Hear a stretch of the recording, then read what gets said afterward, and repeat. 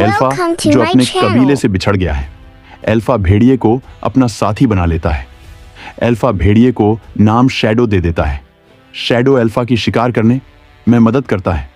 शिकार को घेरने में एल्फा रात को तारे देखकर दिशा का पता लगाता है।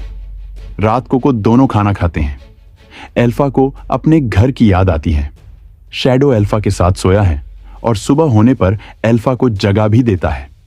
दोनों एक खूबसूरत नदी में नहाते हैं और मस्ती करते हैं और अपना सफर जारी रखते हैं।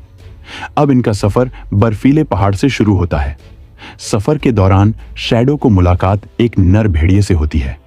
शैडो बाकी भेड़ियों के साथ दावत कर रहे हैं, तभी एल्फा जमी हुई नदी के ऊपर टहल रहा है। अचानक बर्फ टूट गई।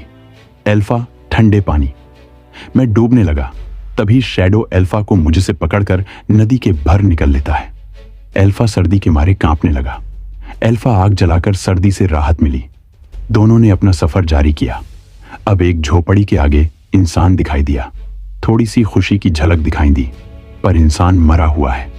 एल्फा अपने जरूरत का सामान लेता है और अपना सफर जारी किया। बर्फबारी के दौरान दोनों एक गुफा में चले गए।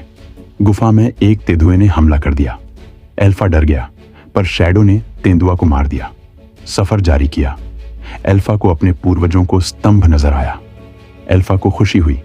अब रात को एल्फा को घर की याद आने लगी। एल्फा को लगने लगा अब वह घर पहुंच जाएगा। सफर जारी किया, लेकिन शैडो ने हिम्मत तोड़ दी। एल्फा ने एक रात और बिताई। एल्फा को शैडो के लिए दुख हो रहा है। सुबह सफर जारी किया। एल्फा को अपना घर दिखाई देने लगा। एल्फा अपने पिता के सामने बेहोश हो गया।